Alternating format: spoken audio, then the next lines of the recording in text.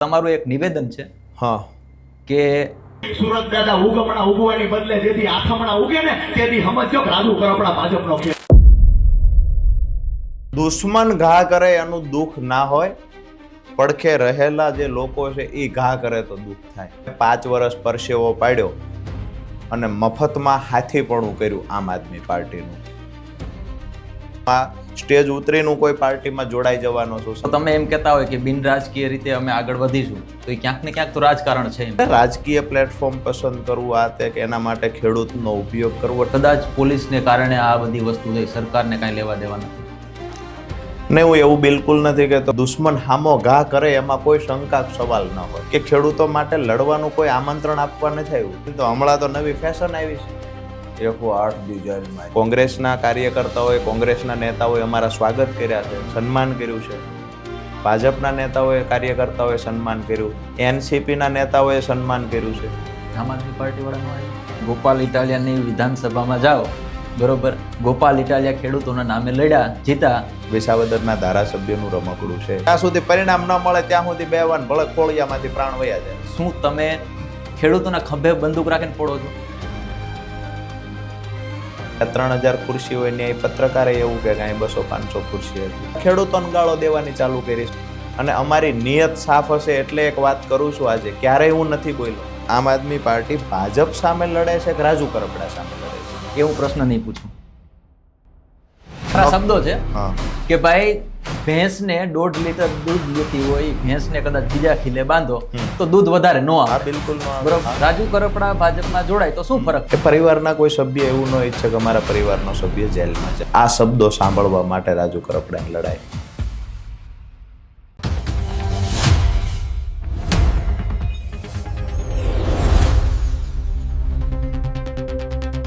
આપણો ભારત દેશ ખેતી પ્રધાન દેશ છે અને અહીંની જે તાસીર છે એ ખેડૂતોની તાસીર છે. ઘણી વખત ખેડૂત નેતાઓ એવું કહેતા હોય કે આપણો ધર્મ ખેતી છે, આપણી જ્ઞાતિ ખેતી છે અને આપણું કર્મ પણ ખેતી છે. પરંતુ જ્યારે આ ખેતી પ્રધાન દેશમાં રાજનીતિ ચડી બેસે ત્યારે કાં તો ખેડૂતોનું નુકસાન થાય છે, કાં તો ખેડૂતોનું કલ્યાણ થાય છે. અત્યારે ગુજરાતમાં ખેડૂતોને લઈને ઘણી બધી વાતો થઈ રહી છે. ઘણા બધા ખેડૂત નેતાઓ છે એ રસ્તા ઉપર આવી રહ્યા છે, ખેડૂતો સાથે વાત કરી રહ્યા છે, ખેડૂતોની જે સમસ્યાઓ છે તેના વિશે વાત કરી રહ્યા છે. પરંતુ આખરે ખેડૂતોનું કોણ? કેવી રીતે ખેડૂતોને આ નુકસાનની ભરપાઈ કરવામાં આવે? ખેડૂતો આજે જે ટેકાના ભાવ છે એને ભાવ નથી મળી રહ્યો, વીમો નથી મળી રહ્યો અને વીજ લાઇનની સમસ્યાઓ, ઘણી બધી સમસ્યાઓથી ખેડૂતો ઝઝૂમી રહ્યા છે. ત્યારે આમ આદમી પાર્ટીમાંથી રાજીનામું આપીને રાજુભાઈ કરપડા એક યાત્રા કાઢે છે, ખેડૂત સંકલ્પ યાત્રા, અને એમાં હજારોની સંખ્યામાં ખેડૂતો એકઠા થાય છે અને લોકો કહે છે કે ખેડૂત નેતા રાજુ કરપડાને હવે અમે સમર્થન આપીશું. તેની સામે આમ આદમી પાર્ટીના પ્રવીણ રામ પણ છે કે તેમણે એ પહેલા ખેડૂતો માટે યાત્રા કાઢી હતી. આ સમગ્ર મામલે આપણે આજે વાત કરીશું. ચક્રવાતના સ્ટુડિયોમાં આપણી સાથે જોડાયા છે રાજુભાઈ કરપડા. રાજુભાઈ, આપનું ચક્રવાતમાં સ્વાગત છે. ખૂબ ખૂબ આભાર. રાજુભાઈ, ગોપાલ ઇટાલિયા સાથે શું વાંધો પડ્યો? મને એવું લાગે છે કે હવે લગભગ ગુજરાતના દરેક નાગરિકને ખબર છે કે આમ આદમી પાર્ટી રાજુ કરપડાએ શું કામ છોડી. જે હતા એ કારણો અગાઉ કહી ચૂક્યા છીએ. આમ આદમી પાર્ટીમાં જેટલો સમય સાથ લખાયેલો હશે, મારા જીવનમાં ગયા જન્મનું આમ આદમી પાર્ટીના નેતાઓને મારી પાસે કાંઈક લેણું હશે એટલે મેં 5 વર્ષ પરસેવો પાડ્યો અને મફતમાં હાથીપણું કર્યું આમ આદમી પાર્ટીનું. જ્યાં મને એવું લાગ્યું કે ખોટી દિશામાં છીએ, ખેડૂતો માટે જે સ્વપ્ન જોયા છે અહીંયા ક્યાંક સ્વપ્ન સાકાર થવાની જગ્યાએ અધવચ્ચેથી રોળાઈ જશે, તો સ્વાભાવિક છે કે મેં પાર્ટી છોડી દીધી. આક્ષેપ પ્રતિ આક્ષેપ ખૂબ થયા. હું પોતે ઈચ્છું છું કે આવા કોઈ આક્ષેપમાં પડ્યા વગર અમારા ખેડૂતો માટે જે મેં સ્વપ્ન જોયું છે એ સ્વપ્ન સાકાર કરવા માટે મજબૂત સંગઠન બનાવી આગામી દિવસોમાં ખેડૂતોના પ્રશ્નનું નિરાકરણ કેવી રીતે આવે એ દિશામાં આગળ વધવું જોઈએ. ફલાણાભાઈ સાથે વાંધો પડ્યો, ફલાણાભાઈ સાથે વાંધો પડ્યો, જે હતું તે દુનિયા સામે આવી ગયું છે અને જેના જે વિચારો હતા એ પણ લોકોએ જોયા. આજે ગુજરાતમાં રાજુ કરપડા ખેડૂતોને સંગઠિત કરવા માટે નીકળ્યો છે, તો કોઈ લોકો, કોઈ પાર્ટી એવી પણ છે કે જે ખેડૂતોનું સંગઠન તોડવું, રાજુ કરપડાનો ઉત્સાહ તોડવો, હિંમત તોડવી એના પ્રયત્ન કરે છે. મારો ગોલ છે ખેડૂતોનું સંગઠન બનાવવું, સરકારનું નાક દબાવવું અને ખેડૂતોના સિંચાઈના પાણીની વાત હોય, પાકના પૂરતા ભાવ મળવાની વાત હોય, જે લોકલ પ્રશ્ન છે આ પ્રશ્નનું સોલ્યુશન લાવવું. એ દિશામાં આગળ વધવા માટે જે પણ સંઘર્ષ કરવાનો થાય છે રાજુ કરપડા કરશે. એક ચોક્કસ પાર્ટીના લોકો, એ પાર્ટીના ભાડુતી માણસો રાજુ કરપડાને ગમે એટલો બદનામ કરવાની કોશિશ કરશે. હું અડગ છું, હું મારા રસ્તા પર ચાલ્યો જઈશ અને જે ખેડૂતો માટે સ્વપ્ન મેં 2017-18માં જોયું છે એ સ્વપ્નને સાકાર કરવા માટે જ્યાં પણ જવું પડશે, જેવડી લડાઈ લડવી પડશે, એ તમામ સંઘર્ષના રસ્તો આવશે ત્યાં સંઘર્ષ કરશું. આંખો કાઢવી પડે ત્યાં આંખોય કાઢશું, હાથ જોડીને થશે ત્યાં હાથ જોડીને કરશું.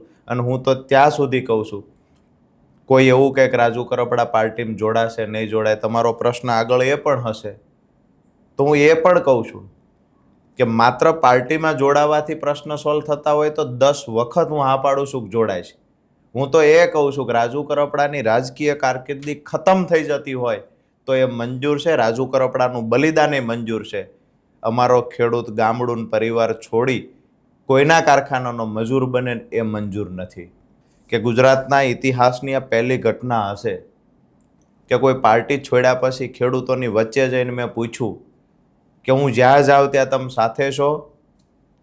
એકી અવાજે ખેડૂતોએ હાથ ઊંચો કરીને કહ્યું છે કે તમારા નિર્ણયની સાથે છો. મેં એવું કહ્યું છે કે હું આ સ્ટેજ ઉતરીને કોઈ પાર્ટીમાં જોડાઈ જવાનો છું, સાથે છો? ખેડૂતોએ કહ્યું કે સાથે છું. જાહેર મંચ પર પૂછવાની હિંમત દાખવનારા નેતાઓ ખૂબ ઓછા છે. હું એવું નથી કહેતો કે બધા નેતાઓ કરતાં હું કંઈક અલગ છું, પણ અમે કંઈક એક નવો ચીલો ચિતરવાની શરૂઆત કરી છે. કોઈ પણ હજારો ખેડૂત બેઠા હોય અને પૂછ્યું છે, કોઈનો કોઈ પ્રશ્ન હોય, કોઈને કાંઈ કહેવું હોય તો અહીંયા કહો. સાના ખૂણે 4 દિવાલ વચ્ચે સોદા નથી કર્યા. આવનાર સમયમાં મજબૂત સંગઠન બનાવશું ને ખેડૂતોના હિત માટે જે પાર્ટીમાં જવું પડશે એ પાર્ટીમાં જઈશું. એ પણ ખુલ્લા મંચ પરથી કહ્યું છે. રાજુભાઈ, આપે કદાચ આપને યાદ હશે કે ખબર નહીં, આપની સાથે ટેલિફોનિક મારે ચર્ચા થઈ હતી, વાત થઈ હતી હેમલ સાથે અમારે. આપે એવું કીધું હતું કે ભાઈ બિન રાજકીય લડાઈ કે બિન રાજકીય હોતી નથી અને ક્યાંક ને ક્યાંક પછી રાજકીયનું પગલું હોય જ છે, આગળ અથવા તો પાછળ. આ તમારું સ્ટેટમેન્ટ છે. એટલે જો તમે એમ કહેતા હોય કે બિન રાજકીય રીતે અમે આગળ વધીશું તો એ ક્યાંક ને ક્યાંક તો રાજકારણ છે એમાં. મને તમે જે વાત કરો છો એ પરફેક્ટ યાદ નથી, પણ એ મુદ્દાને લઈને મારા ચોખવટો ચોક્કસથી કરી છે. મેં એવું કહ્યું હોય ને હજુ કહું છું કે લડાઈ કોઈ પણ બિન રાજકીય હશે, સ્ટેટમેન્ટ રાજકીય જ હોવા જોઈએ. લડાઈ બિન રાજકીય છે, પરિણામ જેની પાસેથી લાવવાનું છે એ રાજકીય પાર્ટી પાસેથી પરિણામ મેળવવાનું છે. અને આવનાર સમયમાં બિન રાજકીય લડાઈ લડીને પણ રાજકીય પાર્ટી પાસેથી પરિણામ લેશું. લડાઈ બધી બિન રાજકીય રહેશે અને પરિણામ સુધી બિન રાજકીય, આવું કાંઈ હોતું નથી. બિન રાજકીય લડાઈ પરિણામ સુધી કેવી રીતે પહોંચે? રાજકીય થાય તો પહોંચે. વાત રહી રાજુ કરપડાને રાજકીય થવાની, તો હું રાજકીય નેતા હતો જ.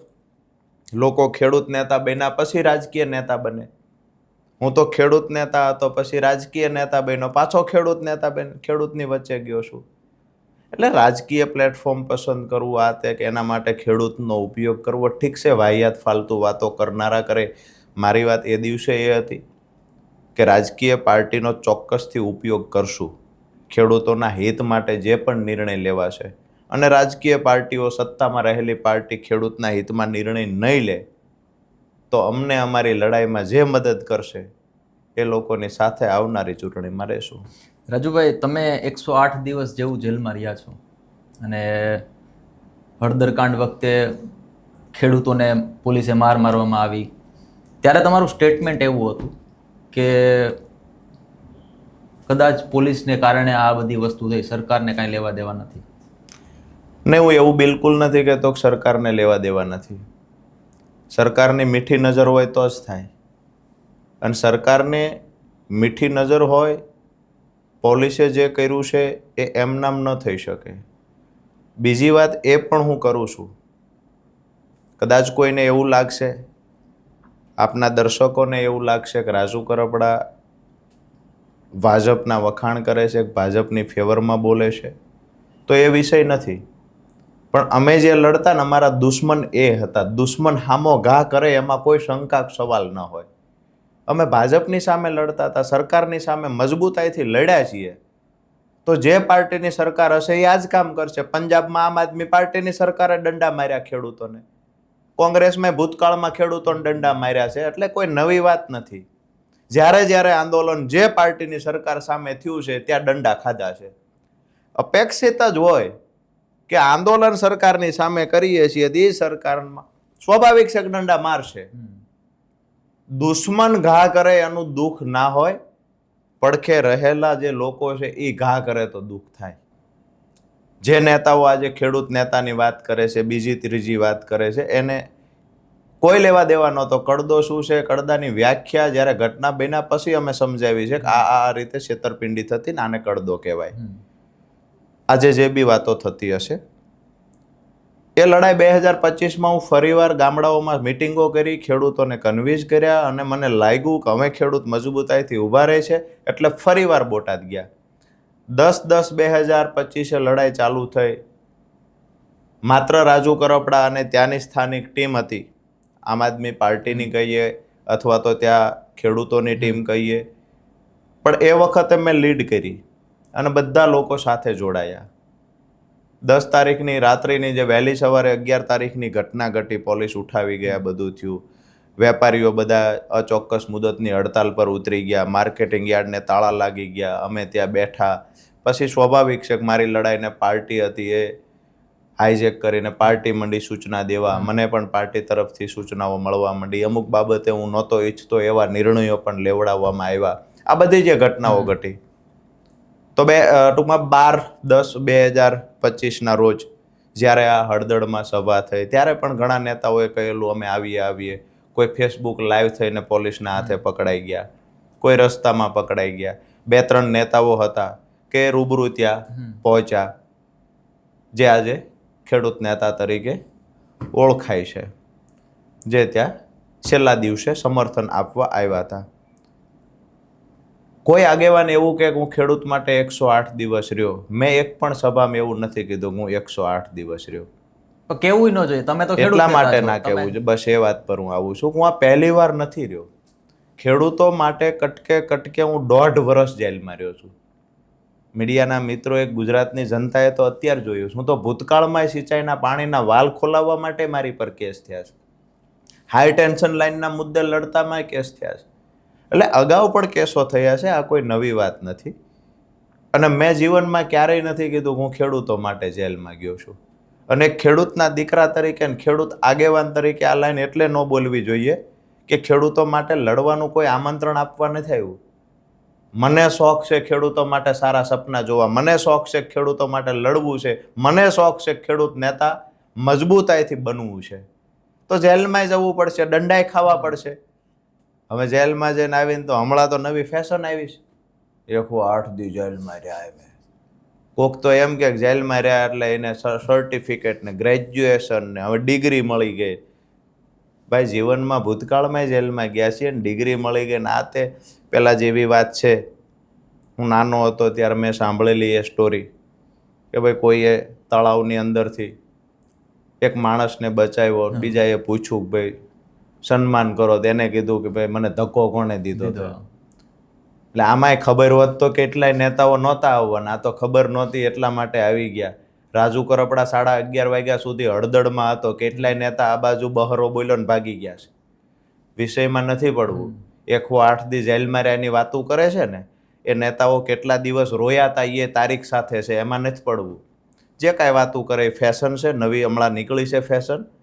અમે જેલમાં રહ્યા ને અમે ખેડૂતો માટે આ કર્યું, કરવા દઈએ છીએ. બધા મિત્રો છે, સારી બાબત છે ને ખૂબ દિલથી મહેનત કરો, ખેડૂતો માટે લડો. પણ મહત્વની વાત એ છે અત્યારે માવઠું થયું, પાર્ટી તરફથી કેમ કોઈ આવેદનપત્ર નથી? પાર્ટી તરફથી કેમ રજૂઆત નથી? હું મારી રેલીને યાત્રાને અધવચ્ચે સાવરકુંડલા મૂકીને અમરેલી કલેક્ટર પાસે ગયો છું અને સર્વેની કામગીરી પણ હાથ ધરવામાં આવી છે, જે હુકમો કર્યા.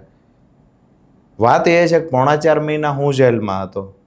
એ દરમિયાન પણ ખેડૂતોને ઘણી બધી તકલીફો થઈ છે. હાઈ ટેન્શન લાઈન નાખતી કંપનીઓ દાદાગીરી કરીને ખેડૂતોને અટકાયત કરી. આમ આદમી પાર્ટીને પ્રેમ હતો, 4.5 મહિનાનો એક કાર્યક્રમ બતાવે ખેડૂત માટે કર્યો. રાજુ કરપડા જેલમાં ગયા પછી ખેડૂતો માટે ગ્રાઉન્ડ પર લડાઈ શું કરી? માત્ર સભાઓ બહારથી આવીને સભાઓ કરી, એ તો એક વોટ બેંક તરીકે ખેડૂતના મત લેવાની વાત થઈ. ખેડૂતના પ્રશ્નના સોલ્યુશન માટે સરકારમાં રજૂઆત શું? પણ બિનરાજકીય યાત્રાની શરૂઆત કરી, લગભગ ગુજરાતના તમામ લોકોએ જોઈ છે. એમાં પણ આક્ષેપો ઘણા બધા જેને કરવા હતા એને કર્યા છે. અમે તો એવું કહ્યું હતું, જાહેરાત કરી હતી મેં તો, તમામ પાર્ટીના લોકો જે ખેડૂતને પ્રેમ કરતા હોય એ અમારી યાત્રાને સમર્થન આપવા આવે, પોતાનો ખેસ પાર્ટીનો ઘરે મૂકીને. તો ભાજપના લોકો છે, કાર્યકર્તાઓ, જેને અમારું સ્વાગત કર્યું, અમે સ્પષ્ટતા કરી હતી કોઈને માયક અથવા સ્ટેજ નહીં મળે. તમે એક ખેડૂત બનીને અમારા કાર્યક્રમમાં આવો. કોંગ્રેસના કાર્યકર્તાઓએ, કોંગ્રેસના નેતાઓએ અમારા સ્વાગત કર્યા છે, સન્માન કર્યું છે. ભાજપના નેતાઓએ, કાર્યકર્તાઓએ સન્માન કર્યું. એનસીપીના નેતાઓએ સન્માન કર્યું છે. આમ આદમી પાર્ટી વાળા નો આવ્યા? મને એ નથી સમજાતું કે શું કામ નહીં આવ્યા હોય. ધાર્મિક આગેવાનોએ પણ સન્માન સામૈયા કર્યા છે, અમને આશીર્વાદ આપ્યા છે, ઉત્સાહ વધાર્યો છે. માલધારી સમાજના ધર્મગુરુ હોય તોય ભલે, ક્ષત્રિય સમાજના ધર્મગુરુ, સ્વામિનારાયણ સંપ્રદાયના ધર્મગુરુ હોય, સત્તાધારની વાત કરીએ તોય ભલે, અહીંયા આયમાં છે, રૂપલમાની વાત કરીએ, દેવલમાની વાત કરીએ, મનુમાં, તમામ જેટલા પણ આસ્થાના કેન્દ્રો વચ્ચે આવતા હતા એ બધાએ અમને આશીર્વાદ દીધા, અમારો ઉત્સાહ વધાર્યો, સન્માન કર્યું છે અને લડાઈમાં સફળ થાવ એવા આશીર્વાદ આપ્યા છે. માત્ર એક પાર્ટી કેમ, જેને સમર્થન તો ન કર્યું પણ આ સંગઠનને તોડવાના પ્રયત્ન કર્યા. હકીકતે હું આપના માધ્યમથી એ પાર્ટીના નેતાઓને હાથ જોડીને વિનંતી કરું છું કે મેં તમારું પ્લેટફોર્મ છોડી દીધું છે, મારે ખેડૂતો માટે લડાઈ લડવી છે. શું કામ અમને ખેડૂતોની વચ્ચે દિવાલ ઊભી કરાવો છો? તમારું નુકસાન શું કર્યું છે? હાથ જોડીને કહીએ છીએ કે હું ખેડૂતનું સંગઠન બનાવવા નીકળ્યો છું. આ સંગઠનને મારે મજબૂત બનાવવું છે. આવનાર સમયમાં ખેડૂતના પ્રશ્ને લડવું છે. તો આનો વાંધો સરકારને હોવો જોઈએ. આમ આદમી પાર્ટીને શું કામ વાંધો છે રાજુ કરપડા સાથે ખેડૂત જોડાય? તો સૌથી મારો વધારે વિરોધ આખી યાત્રામાં કોઈએ કર્યો હોય તે પાર્ટીના લોકોએ કર્યો છે. પણ તમે રાજુભાઈ ગોપાલ ઇટાલિયાની વિધાનસભામાં જાઓ, બરોબર, ગોપાલ ઇટાલિયા ખેડૂતોના નામે લડ્યા, જીતા, તેમાં તમારો એ ફાળો છે. હવે તમે ત્યાંથી એના વિરુદ્ધમાં ખેડૂતોને લઈને યાત્રા કાઢો તો સ્વાભાવિક વસ્તુ છે કે તકલીફ તો થવાની. યાત્રા આખા સૌરાષ્ટ્રમાં હતી ને. સમાપન સુદામડામાં થયું, 7,000થી વધારે ખેડૂતો જોડાયા છે. 800થી વધારે ટ્રેક્ટર ને કારના કાફલા સાથે ખેડૂતો રેલીમાં જોડાયા છે. 800થી વધારે, અને તમામ જ્ઞાતિના ખેડૂતો જોડાયા છે. પણ માત્ર એક વિસાવદર કે માળિયા હાટીનામાં 5,000થી વધારે ખેડૂતો એકત્રિત થયા હતા. જ્યાંથી પ્રસ્થાન ગીરની મધ્યમાં, જંગલની મધ્યમાંથી મેં પ્રસ્થાન કર્યું. આ પણ હિંમતની વાત હતી. આ તો હિંમતની વાત હતી. કોઈ પ્રસ્થાન શહેરમાંથી કરે, ગામડામાંથી કરે, કારણ કે સંખ્યાનો ડર લાગે, જંગલમાં સંખ્યા નહીં થાય. હું તો ચેલેન્જ કરું છું જે નેતાઓ અમુક ખેડૂતો માટે લડવાની વાતો કરે છે એમને, કે જંગલની મધ્યમાં જઈને પ્રસ્થાન તો કરો. એમાં પણ કાળજું જોવે. ત્યાં પણ અમે 2,200 ખેડૂતોને સાથે રાખીને પ્રસ્થાન કરાવ્યું છે. આ વસ્તુમાં છે ને, ગઈકાલે લગભગ મને જ્યાં સુધી ખ્યાલ છે ત્યાં સુધી પ્રવીણ રાવે એવું નિવેદન આપ્યું હતું કે રાજુભાઈ જ્યારે યાત્રા કાઢતા હતા તો લગભગ 150ની આસપાસ એમની સાથે લોકો હતા, અને જ્યાં સભાઓ કરે છે ત્યાં 50-60 લોકો માંડ હોય છે, એટલે બધા ભેગા થઈને 200-250 વિડીયો અને ફોટા જોવા જોઈએ બંનેનું. મને એવું લાગે છે કે વિસાવદરના ધારાસભ્યનું રમકડું છે. એમની વાતમાં મને નથી લાગતું કે મારે કાંઈ જવાબો આપવા જોઈએ. મારા મિત્ર છે, ભાઈ સમાન સારા મિત્ર છે, પણ કોઈના હાથમાં એમનું રિમોટ છે, એટલે એમનું મન નથી લાગતું કોઈ મારે જવાબ આપવા જોઈએ. પણ આમ આદમી પાર્ટીના કોઈ એવા નેતાઓ કહેતા હોય તો હું એ કહું છું, દરેક જિલ્લામાં પાર્ટીએ લાખો રૂપિયાનો ખર્ચ કરીને યાત્રા કાઢી હતી, જેમાં પ્રદેશના મોટાભાગના નેતાઓ હતા, ચાણક્ય હતા, બરાબર છે. કોણ છે ચાણક્ય? એટલે જે પોતાના ફોટા નીચે મેં યાત્રામાં જોયું, ફોટા નીચે લખ્યું આપ ગુજરાતના ચાણક્ય. પણ એમ કોણ એમ? જે એ ફોટાઓ છે બધા ફરે છે. પ્રદેશ પ્રમુખ હતા, મારા માટે સન્માનીય છે. આ બધાની યાત્રામાં તમે દરેક જિલ્લાના, અમારી યાત્રા ખેડૂતોની હતી, રાજુ કરપડાની નહોતી. અમારી ખેડૂતવાળી યાત્રાનો ફોટો વિડીયો સામે મૂકો ને એ જ જિલ્લામાં એ યાત્રા નીકળી એના ફોટો વિડીયો સામે મૂકો, સમજાઈ જશે. રાજુ કરપડા માટે તો ખેડૂતો જ કામ કરતા હતા, એમાં તો કાર્યકર્તા, મોટી ફોજ ને ઘણું બધું હતું. તો એ યાત્રાના સામસામા ફોટા મૂકી લેવાય. પાછી નવી ફેશન એક આવી હતી કે રાજુ કરપડા ગામડાઓમાં ફરે છે, ત્યાં ન ફરવું જોઈએ. કેમ ભાઈ, ગામડામાં ખાલી એક પાર્ટીના નેતા જ ફરી શકે?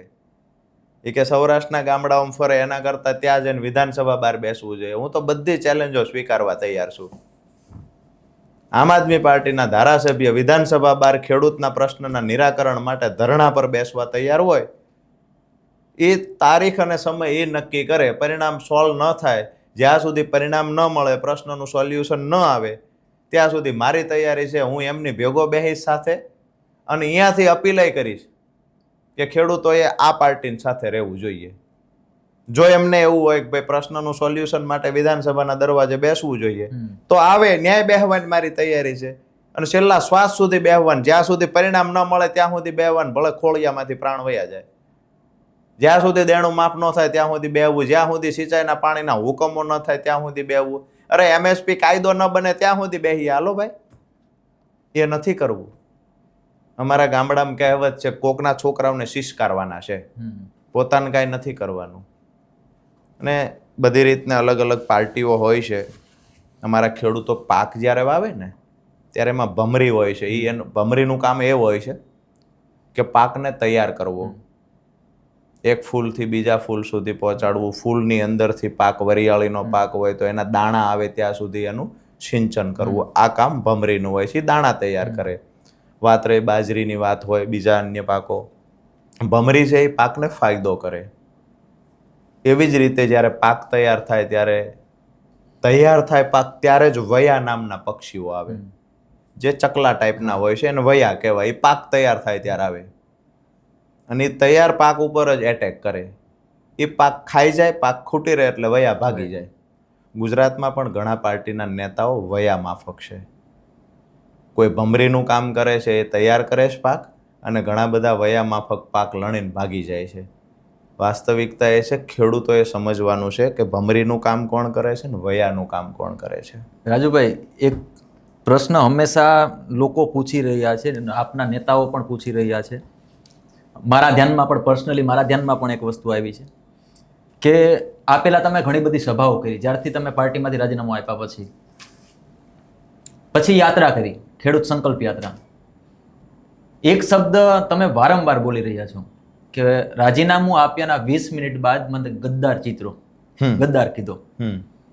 અને પછી તમે અપીલ કરો છો ખેડૂતોને કે મને ગદ્દાર કીધો, હવે એનો બદલો તમારે લેવાનો છે ખેડૂતોને. તો શું તમે ખેડૂતોના ખભે બંદૂક રાખીને ફોડો છો?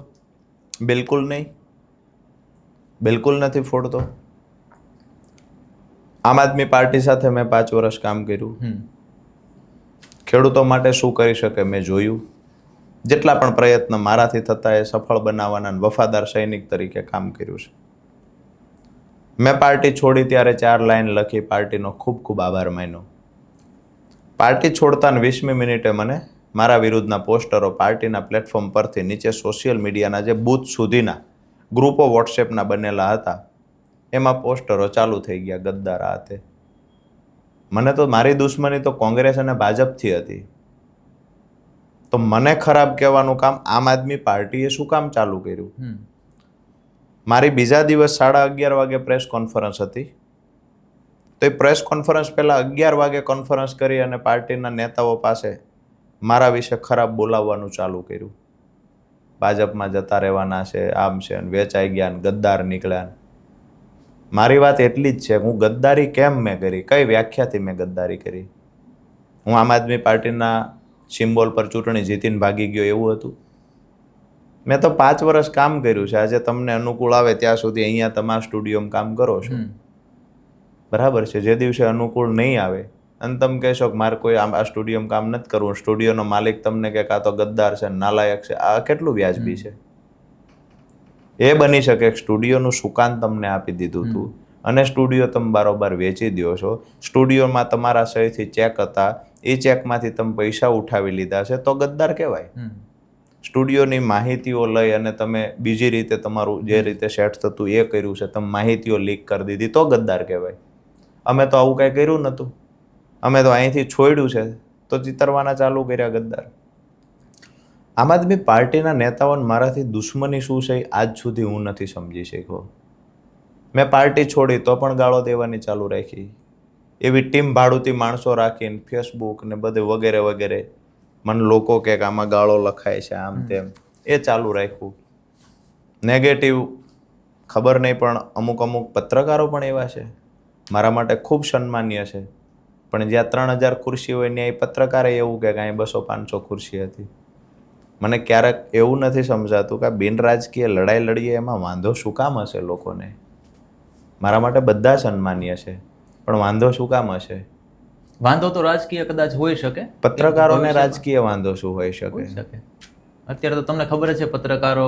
એટલે હું તો બધાને માન સન્માનથી જોઉં છું. મને એવું થાય કે નિષ્પક્ષ પત્રકારત્વ થતું હશે, અને નિષ્પક્ષ પત્રકારત્વ થતું હોય તો એમને મારી સંખ્યા અને કેજરીવાલજીની સભા થઈ છે ને ગઈકાલે, બંને સંખ્યાઓના આંકડા એ લાવવા જોઈએ કે બિન રાજકીય હોવા છતાં પણ આટલી સંખ્યા થઈ છે.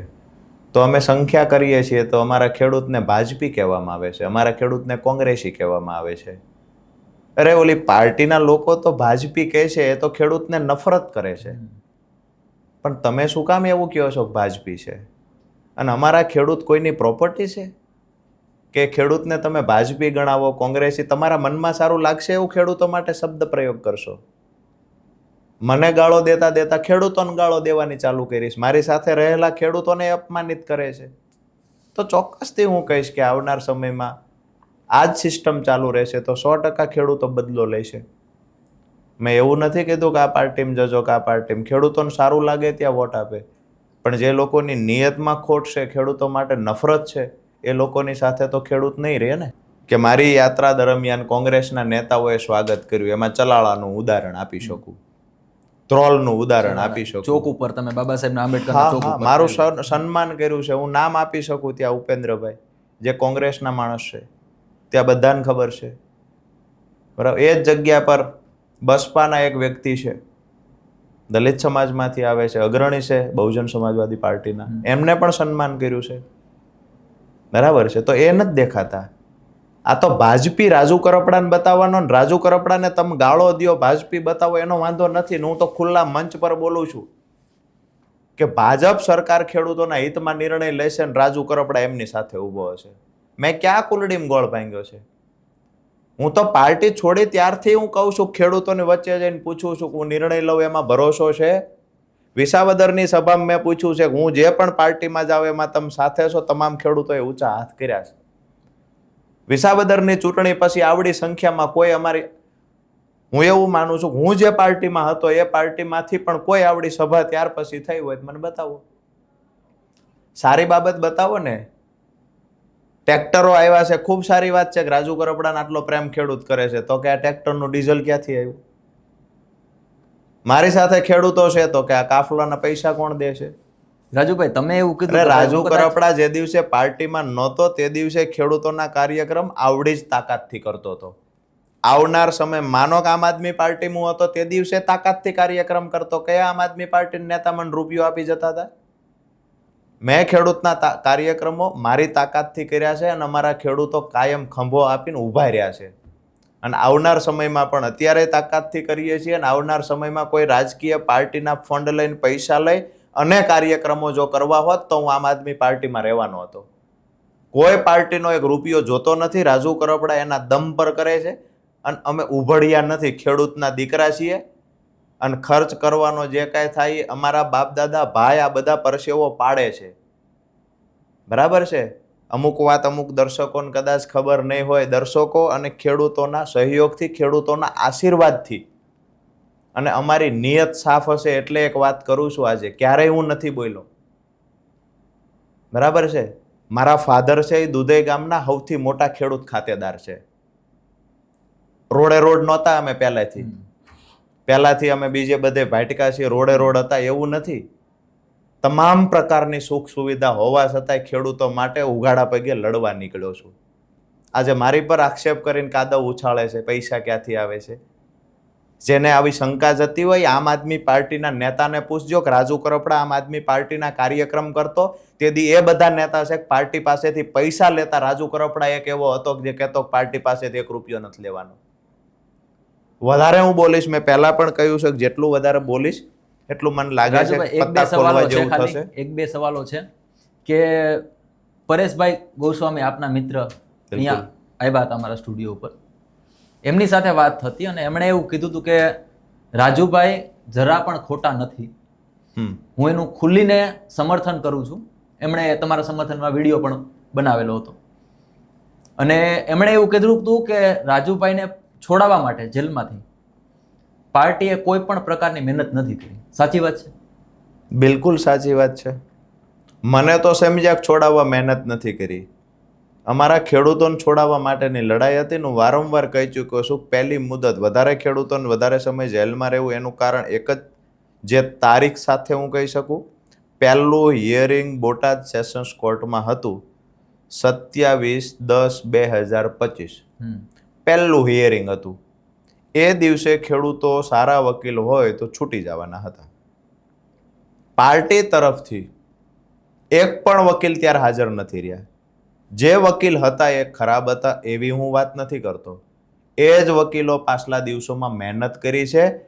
પાર્ટી પાસેથી રૂપિયો લીધા વગર, પાર્ટીનું પદ પણ નથી, પાર્ટી સાથે લેવા દેવા નથી. માત્ર ને માત્ર અમારા સંબંધથી જે વકીલ રહ્યા, અમે કહ્યું હતું કે હાઈકોર્ટથી વકીલોને મોકલજો. કહેવામાં આવ્યું કે તમે હાજર થઈ જાઓ, હાઈકોર્ટથી વકીલ આવશે. 27 તારીખે જામીન ન મળવાનું કારણ અહીંથી સારા વકીલ ન આવ્યા એટલા માટે જામીન ન મળ્યા. અને જ્યારે ચાર્જશીટ બની ગયું, છૂટવાનો સમય પૂરો થઈ ગયો હતો, એમાં છૂટવાના જ હતા, ત્યારે વકીલ રાખ્યા. એનો મતલબ શું હતો? જરૂર હતી 27 તારીખે, ચાર્જશીટ પછી તો બાપડા બધા ખેડૂત છૂટી જવાના હતા. પણ એ રાજુભાઈ તમે જ્યારે છૂટ્યા પછીથી તમે મતલબ થોડા સાયલેન્ટ થઈ ગયા અને પછી આમ આદમી પાર્ટીમાંથી રિઝાઇન આપવાની વાત કરી. એ દરમિયાન એક એવું નેતા હતો કે તમારી સાથે સાથે એ પણ સાયલેન્ટ થઈ ગયા છે, કદાચ તમને નામ યાદ હોય. હું તો એવું કહું છું, રેશમાબેન પટેલ. એટલે હું તો એ પણ કહું છું, સંપર્કમાં છે આમ આદમી પાર્ટીના લગભગ મોટા ભાગના નેતા આજે મારા સંપર્કમાં છે. હું તો એ પણ કહું છું કે આમ આદમી પાર્ટીના હોદ્દેદારો સિવાયના જે ખેડૂત હતા જેલમાં, એને તમે પૂછવાની કોશિશ કરજો કે રાજુ કરપડાએ નિર્ણય લીધો એ સાચો છે કે ખોટો છે. તમામ ખેડૂત એક જ લાઈન બોલશે કે રાજુ કરપડાએ લીધેલો નિર્ણય સાચો છે ને રાજીનામું આપી જ દેવું જોઈએ. કારણ કે એ પીડા અમે અને અમારા ખેડૂતો જાણતા હતા, જે નિર્દોષ હતા, જે ભોળા હતા, જે ભોગ બન્યા હતા. જે લોકોને રાજકીય રોટલા શેકવાતા એ તો ટીકા ટિપ્પણીઓ જે પણ કરે. તમે વાત કરી રેશમાબેન સાયલેન્ટ છે. રેશમાબેન સાયલેન્ટ છે શું કામ હશે એનું વ્યક્તિગત કારણ છે. મેં તો પાર્ટી છોડ્યા પછી કોઈ સિંગલ વ્યક્તિને એવું નથી કીધું કે તમે છોડો. મારા માટે આમ આદમી પાર્ટી કોઈ મહત્વ રાખતી નથી. આ તો એ પાર્ટી સતત મારા પર મારો કરે છે, મને બદનામ કરે છે, મારી પર આક્ષેપ કરે છે, તો એના જવાબ આપું છું. એ આક્ષેપ બંધ કરશે. આજે નેતાઓએ આક્ષેપ બંધ કર્યા, પણ જે બૂથ સુધીના વોટ્સએપ ગ્રુપ છે એમાં આજ પણ રાજુ કરપડા વિશે નેગેટિવ લખીને 5 પોસ્ટ આમ આદમી પાર્ટીની ઓફિસથી રોજ થાય છે. મને એ નથી સમજાતું કે આમ આદમી પાર્ટી ભાજપ સામે લડે છે કે રાજુ કરપડા સામે લડે છે. મારો ગોલ ભાજપ છે, ભાજપ સામેની લડાઈ છે. પણ આમ આદમી પાર્ટી વચ્ચે જ એવડી લડાઈ લડે છે કે હું ભાજપ પાસે પહોંચ્યા પહેલા તો આમ આદમી પાર્ટીના સૈનિકો જ વચ્ચે આવી જાય છે, જે સતત મારા પર હુમલો કર્યા કરે છે. એટલે અમે તો ઠીક છે. હવે તમે જે શરૂઆતમાં જે મને સામેથી કીધું હતું કે હવે છેલ્લે તમે પ્રશ્ન એવો પૂછશો કે કઈ પાર્ટીમાં જોડાશો, એ હું પ્રશ્ન નહીં પૂછું. ભાજપમાં શા માટે નહીં જોડાવ અને કોંગ્રેસમાં શા માટે જોડાશો, મારી પાસે તમારું એક નિવેદન છે. હા, કે સૂરજ આથમણી દિશાએથી ઉગે ને હમ તોય હું ભાજપમાં તો ક્યારેય નહીં જોડાવ. જ્યારે જે સમય હોય એ પ્રમાણેના નિવેદનો આપવાના હોય છે અને નિવેદનો આપતા પણ હોઈએ છીએ. એ સમય જે હતો કે મને એ દેખાતું. આ જવાબનો ખુલાસો એટલા માટે નથી કરતો કે હું કાલે ભાજપમાં કાંઈથી ઉતરીને ભાજપમાં જોડાવાનો છે એટલે ખુલાસો નથી કરતો. આ નિવેદનોના ટુકડા આમ આદમી પાર્ટી વાળાએ બધા ભેગા કરીને રાખ્યા છે. હું જોડાઈશ તે દિવસે બધા ટુકડા માર્કેટમાં આવશે, કારણ કે ત્યાં ધંધો જ એ છે. ભેગા રહેલા હોય એને ઉતારી પાડવાના, ભેગા રહેલા હોય એને જ પહેલા વારો ચડાવવાનો, એને જ કાપવાના. આ સિસ્ટમ ત્યાંની છે. એટલે હજી હું જે દિવસે જોડાઈશ ત્યારે એડવાન્સ કહું છું કે એવા કેટલાય ટુકડા ભેગા કરીને રાખ્યા છે. બરાબર છે, કોઈ દુશ્મનની જરૂર જ નથી, પથારીમાં જ ચોર છે, બહાર ક્યાં ગોતવા જવાના છે. વાત રહી તમે જે કહ્યું, મને એવું હતું આ નિવેદનનો વિડીયો પણ એ જ લોકો લાવ્યા છે ને બહાર, એટલે કહું છું કે મને એવું હતું કે આ જ પ્લેટફોર્મ પરથી હું લડાઈ લડી અને ખેડૂતના પ્રશ્ન સોલ્વ કરી શકીશ. એટલે હું ડંકાની ચોટ પર કહેતો કે આમથી આમ ઉગે તો પણ હું ભાજપમાં નહીં જાઉં, કારણ કે આ પ્લેટફોર્મ પરથી પરિણામ લાવીશ. આખરે તો મારી લડાઈ કોના માટે હતી? ખેડૂતોના પ્રશ્નના નિરાકરણ માટે. અમે જે પ્લેટફોર્મ પર ઊભો ત્યાંથી તો એવડો વિશ્વાસ આપવામાં આવતો તો કોઈ ખામી નથી. આ તો અંદર ગયા પછી ખબર પડી કે જે મેં હમણાં ઉદાહરણ આપ્યું કે વયા નામના ચકલા જે આવે છે, વયા નામના પક્ષી જે પાક તૈયાર થાય એ લણીને ભાગી જાય, પાકને નુકસાન કરી ખાઈને ભાગી જાય, લાભ લઈને ભાગી જાય. મને અડધડવાળી ઘટના પછી દેખાયું ભાજપ કરતાં મોટા દુશ્મન તો સાથે રહેલા છે. આ લોકો જ પતાવી દે છે, ખતમ કરી દે છે, આ લોકો જ જેલમાં રખાવી દે છે, આ લોકો જ નવા કેસ મારી પર કરાવડાવે છે આયોજનપૂર્વક. વિડીયોનો બીજો કેસ થયો એ આયોજનપૂર્વક કરાવવામાં આવ્યો. કોસિંગમાં જવાનું વારંવાર સમાચાર મોકલ્યા, ન ગયા. અરે 4 મુદત સુધી તો વકીલ ભાવનગરમાં હાજર નથી રહ્યા. જે છે એ ખુલાસા કરું ભાજપમાં શું કામ ન જવું. પ્રશ્નનું સોલ્યુશન થાય તો જવું, અને ન થાય તો કોંગ્રેસની સાથે કોંગ્રેસની મદદ લઈ મજબૂત સંગઠન બનાવવું. કોંગ્રેસની મદદ નહીં, કોંગ્રેસ જો પ્રમાણિકતાથી મદદ કરે તો ભાજપની સામે લડવું. પણ રાજુભાઈ, પ્રશ્ન એ થાય છે કે ઘણી વખત એવું માની લ્યો કે ભાઈ એક સૌરાષ્ટ્રના 5 એવા મેન મુદ્દાઓ છે ખેડૂતોના, એ મુદ્દાઓ લઈને તમે સરકાર પાસે ગયા, સરકારે કીધું ઓકે આપણે આને સોર્ટ આઉટ કરીએ, સોર્ટ આઉટ કરી દીધા. તમે સંગઠન આખું બનાવ્યું, તમે ભાજપ સાથે જોડાઈ ગયા. હવે બીજા 5 મુદ્દા ઉત્તર ગુજરાતમાંથી આવે છે અને ત્યાંના ખેડૂતો કહે છે કે રાજુભાઈ અમને મદદ કરો. બિલકુલ બરોબર. તમે તો ભાજપમાં જોડાઈ ગયા, ભાજપનું કામ પતી ગયું, કેમ કે રાજુ કરપડાને અમે પાર્ટીમાં લઈ લીધા. હવે અમે કહેશું એમ જ રાજુ કરપડા બોલશે. બરોબર. હવે એ મુદ્દાઓ જે ઉત્તર ગુજરાતના ખેડૂતોના છે એ સોર્ટ આઉટ સરકારને નથી કરવા, તો તમે શું કરશો? કેમ કે તમારું હજી એક નિવેદન એક છે મારી પાસે, ખેડૂતો માટે લડીશ.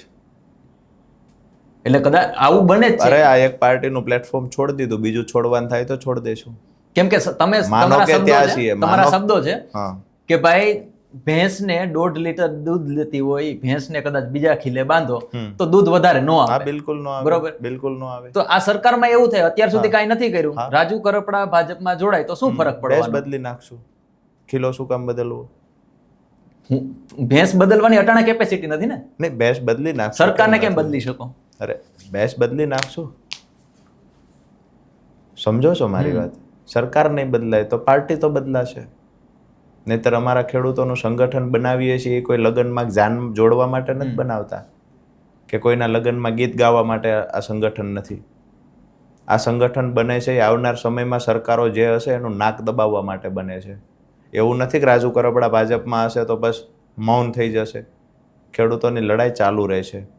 પરિણામ નહીં મળે તો એના માટે મજબૂતાઈથી લડશું ને કોઈ પણ પ્લેટફોર્મ પર હશું ને લડશું. અને એવું પણ નથી કે રાજુ કરપડા ભાજપમાં હશે. આ તો વાત નીકળી એટલે કહીએ ભાજપમાં જ શું કામ હોય? બધા લોકોને એવું કેમ લાગે કે રાજુ કરપડા ભાજપમાં હશે? કોંગ્રેસમાં પણ હોય છે. અરે આખી યાત્રા દરમિયાન મને સપોર્ટ કર્યો છે કોંગ્રેસના નેતાઓએ, મારા મિત્રો પણ છે ત્યાં. એટલે એવી કોઈ વિષય નથી કે ભાજપમાં જ જાય, આમ છે તેમ છે. એ તો ઠીક છે, ભવિષ્યવાણી કોઈ કરતા હોય છે, કરે છે. મારી વાત એટલી છે કે 1.5 લીટર વાળી ભેંસ કિલો ન બદલે, ભેંસ બદલી નખાય અને 9 લીટર દૂધ કરે ને એવી દેશી ભેંસ ગીરની લવાય. અને છેલ્લો પ્રશ્ન એ હતો, થોડો અંગત છે.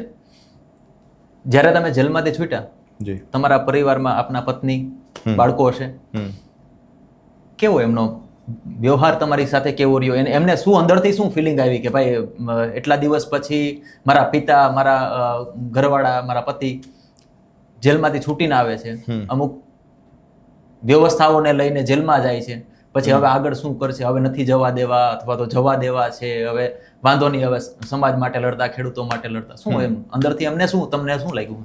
ભાઈ મારા પરિવારની વાત કરું કે તમારો પરિવાર હોય, એ પરિવારના કોઈ સભ્ય એવું ન ઈચ્છે કે અમારા પરિવારનો સભ્ય જેલમાં જાય. આ તો સીધી વાત છે. પરિવારના લોકો એટલા તો સ્વાર્થી હોય છે કે કોઈના માટે થઈને આવું કરો છો, પણ ખરેખર કદર થશે ખરી? માનો કે આમ આદમી પાર્ટી માટે થઈને તમે પાર્ટીને મોટી બનાવવા લડ્યા છો, તો પાર્ટીને કદર છે ખરી? એમ પાછળ કોઈએ મહેનત કરી છે ખરી? મને રોકી ટોકી અકવામાં તો એક મર્યાદા સુધી સ્વાભાવિક છે કે ભાઈ કદર હોય એટલું કરાય, અથવા તો આપણે મહેનત કરો છો પણ એનું પરિણામ શું એમ.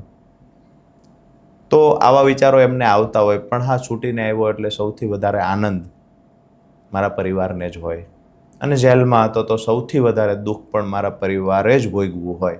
આ વાસ્તવિકતા છે. બાળકોની વાત હોય, મા બાપની વાત હોય, પત્ની, આ બધાની વાત છે.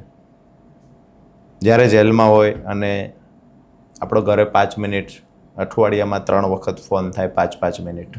ટોકન સિસ્ટમ હોય છે ત્યાં, હા. 5 રૂપિયા. 5 મિનિટ ઉપર 1 સેકન્ડ થાય એટલે ફોન કટ થઈ જાય. ઘરે પૂછીએ કેમ છો, મજામાં, બધા સાથે વાત કરવાના પ્રયત્ન કરીએ છીએ. એટલે વાત બાળક સાથે કરવી હોય તો હા, હલો કેમ છો, મજામાં, ત્યાં પહેલાં 5 મિનિટ પૂરી થઈ જાય. એટલે પરિવારની પણ કદર છે.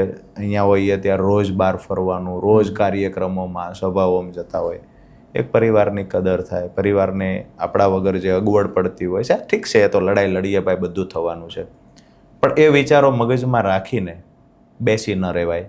એ વિચારોને એક લેવલ સુધી રાખીને પછી હટાવવા જ પડે, તો જ તમે ક્રાંતિના માર્ગે આગળ ચાલી શકો.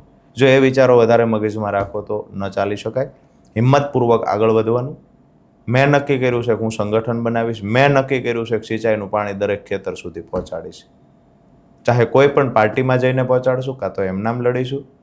એક દિવસ એવો આવશે, અસંખ્ય ખેડૂત એવા કહેતા હશે, મારી પેઢીના, મારા વારસદારો જ્યારે જાય ને ત્યારે કહેતા હશે કે આના પિતા, કે આના ગઢા પપ્પા હતા, મોટા પપ્પા, જે અમારા ખેતર સુધી સિંચાઈનું પાણી લાવ્યા છે. આ શબ્દો સાંભળવા માટે રાજુ કરપડાની લડાઈ. ગામડાઓ જીવંત કરવા માટે, ગામડાઓ બચાવવા માટે રાજુ કરપડાની લડાઈ છે. મૂળી તાલુકામાં 25 ગામમાં સિંચાઈના પાણીના વ્યવસ્થાના ભાગરૂપે કામગીરી ચાલુ થઈ. અમે લડતા 5 વર્ષથી પરિણામ લાવ્યા છીએ. ચોટીલામાં 18 ગામમાં સૈદ્ધાંતિક મંજૂરી મળી છે. ધીમે ધીમે આગળ જતાં આ પ્રશ્નનું સોલ્યુશન કાયમી લાવવું છે. 18 ગામને 25 ગામને આપી દેશે ને રાજુ કરપડા જતો રહેશે એવો વિષય નથી. ઘણાને એમ થાય ટિકિટ તો ટિકિટને એટલો સસ્તો પણ નથી કે કોઈ ટિકિટની લાલચ આપીને જતા રહે. મારી લાલચ એટલી જ છે કે સિંચાઈનું પાણી આપી દો, ખેડૂતોને દેણામાંથી બહાર કાઢો, બસ આ જ લાલચ છે. અને લાલચ પૂરી કરશે તે દિવસે જતા રહેશું, અને પૂરી નહીં કરે તો બાયો ચડાવીને આવનારી ચૂંટણીમાં કોઈએ જોઈ નહીં હોય ને એવડી આક્રમકતાથી લડાઈ લડશું, એવડું મજબૂત સંગઠન બનાવીને લડશું. દુશ્મનને પણ વખાણ કરવા પડશે, 100%. પણ દુશ્મન તો અત્યારે ખુદ ઠીક છે, એ તો સમય ટાઈમપરારી છે. હમણાં તાલુકા જિલ્લાની ચૂંટણી જાય એટલે બધા ઘરે જતા રહેવાના છે. લાંબો સમય કાંઈ છે નહીં. અત્યારે માહોલ ઠીક છે, બહારથી બધું ખૂબ મોટું ફંડિંગથી માહોલ બનાવે, આ તે બધું થશે. અને એ પણ પાર્ટી છે ભાઈ, એનું કામ કરે છે. મને એવું લાગે છે કે રાજકીય સામસામી પાર્ટીઓની લડાઈ, સત્તા પક્ષ અને વિપક્ષની લડાઈ, એમાં હેરાન થાય છે ખેડૂત. એના મુદ્દા વચ્ચે પડ્યા રહે છે. વિપક્ષ પણ એવું ઈચ્છે કે આ પ્રશ્નનું નિરાકરણ ન આવે, લાંબો સમય ચાલે, ખેડૂત જેલમાં જાય, ખેડૂતને દંડા મારે, કોઈ ખેડૂતની હત્યા થઈ જાય તો અમને ફાયદો મળી જશે. સત્તા પક્ષ એવું સમજે છે કે વિપક્ષની રજૂઆત છે, જો પરિણામ મળશે તો વિપક્ષ આનો વોટ બેંક તરીકે ઉપયોગ કરીને ખેડૂતની સહાનુભૂતિ મેળવી લેશે. બેયની લડાઈમાં મુદ્દા મરી જાય છે ખેડૂતના. એટલે પ્રોપરલી લડાઈ થાય. આગામી દિવસોમાં લડીએ. તમે હમણાં મારી વાત એક અધૂરી રહી વચ્ચે, પરેશભાઈ ગોસ્વામીની જે વાત કરી, પરેશભાઈ ખૂબ સારા મિત્ર છે અને સ્પષ્ટ વક્તા છે. પરેશભાઈ પણ જે તે સમયે કૃષિ મંત્રીને મળવા ગયા. આમ આદમી પાર્ટી માટે વિસાવદરમાં પરેશભાઈ ગોસ્વામીએ ખૂબ પ્રચાર પ્રસાર કરેલો. એ જ પરેશભાઈ ગોસ્વામી કૃષિ મંત્રીને ખેડૂતના મુદ્દે મળવા ગયા, ભાજપના ચિત્રી દીધા, તો ભાજપના ચિત્રીને પડીકા લઈ લીધા ને આવી રીતે પરેશભાઈને ચિતરવામાં આવ્યો. અને ચિત્રાએ આમ આદમી પાર્ટી વાળાએ. દુઃખ તો એ વાતનું છે કે એ જ પરેશભાઈ આમ આદમી પાર્ટી માટે કામ કર્યું તો હીરો હતા. તો એના જ માટે કામ કરે છે. પણ જ્યારે કૃષિ મંત્રીને મળવા ગયા તો આમ આદમી પાર્ટીના નેતાઓએ કહ્યું ક્યાંય મળવા નહીં જવાનું, રોડ ઉપર ઉતરી જાઓ, ધરણા કરો, દેકારો કરો, કેસ ભલે થાય, બધું કરો. કૃષિ મંત્રીને સરકારને મળવા નથી જવાનું. પરેશભાઈ ગોસ્વામી પ્રમાણિક માણસ છે, એ રાજકીય માણસ નથી. એ પરેશભાઈ ખેડૂતો 25 ખેડૂતને સાથે રાખીને કૃષિ મંત્રીને મળ્યા. હું તો જેલમાં હતો, પણ સમાચારો તો મળે, બહાર આવ્યા, બધું જાણવા મળ્યું. તો પરેશભાઈએ પડીકું લઈ લીધું ને કૃષિ મંત્રી યારે ભળી ગયા ને ભાજપી થઈ ગયા ને આવું ચિતરવાનું કામ એ જ આમ આદમી પાર્ટીના નેતાઓને કહેવાથી થયું, જેને જીતાડવા પરેશભાઈએ પરસેવો પાડ્યો હતો. એટલે ઠીક છે, અમને તો લાગ્યું કે અમારા નથી થાય, કોઈના નહીં થાય. એમણે તો એવું કીધું હતું કે ભાઈ પ્રવીણભાઈ રામ કદાચ સંસદની ચૂંટણી લડે ને કદાચ જીતી શકે એવી કેપેસિટી ધરાવે છે. ઠીક છે, એ પરેશભાઈનું અંગત મંતવ્ય છે ને હું રાજી થાઉં જો પ્રવીણભાઈ મારા સાથીદાર રહ્યા છે અને ચૂંટણી લડે, પ્રવીણભાઈ સાંસદ બને, હું તો એવું માનું છું કેન્દ્રીય મંત્રી બને, તેનાથી વધારે રાજીપો કોને હોય? મને જ હોય રાજીપો. સાથીદાર છે, આજે પણ સંપર્કમાં છે. પ્રવીણભાઈથી મારી કોઈ દુશ્મની નથી. મારી વાત એટલી છે કે પ્રવીણભાઈની ટીકા ટિપ્પણી નિવેદનો હું પ્રવીણભાઈની વિરુદ્ધ એટલે નથી કરતો. પ્રવીણભાઈ મારા કોઈ, એની સાથે મારું કોઈ પર્સનલ નથી. પ્રવીણભાઈ જે નિવેદનો કરે છે એ પાર્ટી કરાવડાવે છે એટલા માટે કરે છે. પ્રવીણભાઈથી મને કોઈ દુઃખય નથી, એનાથી મને કોઈ વાંધો નથી. લડાઈ જે છે એ જે લોકો અમારી વિરુદ્ધ ષડયંત્ર કરે છે તો એને હાથ જોડીને કહીએ કે અમે ખેડૂતોને લડાઈ લડીએ છીએ, અમને લડવા દો. જો તમારી આ જ સિસ્ટમ ચાલુ રાખશો તો આવનાર સમયમાં જવાબ એ ખેડૂતો આપશે. રેલીના માધ્યમથી લગભગ તો જવાબ મળી ગયો છે કે સૌરાષ્ટ્રની અંદર હવે શું થવાનું છે. અને આવનાર સમયમાં ગમે એટલી સભાઓ કરે, સૌરાષ્ટ્રમાં ઘણા બધા પરિણામો ઉલટફેર તમને જોવા મળશે તાલુકા પંચાયત, જિલ્લા પંચાયતમાં. તો આ હતા રાજુભાઈ કરપડા કે જેમણે એમની જે પેટની દાજ હતી અને ખેડૂતો પ્રત્યેની જે દાજ હતી એ આપણા સમક્ષ મૂકી. એમના જે પરિવારથી લઈને જે જેલમાં જેમણે સમય વિતાવેલો છે, ખેડૂતો માટે કેવી રીતના કામ કરવાના છે, એ સમગ્ર મામલે આપણી સાથે વાત કરી. આ બાબતે આપનું શું મંતવ્ય છે કોમેન્ટ બોક્સમાં ચોક્કસથી જણાવજો. રજા આપશો. નમસ્કાર.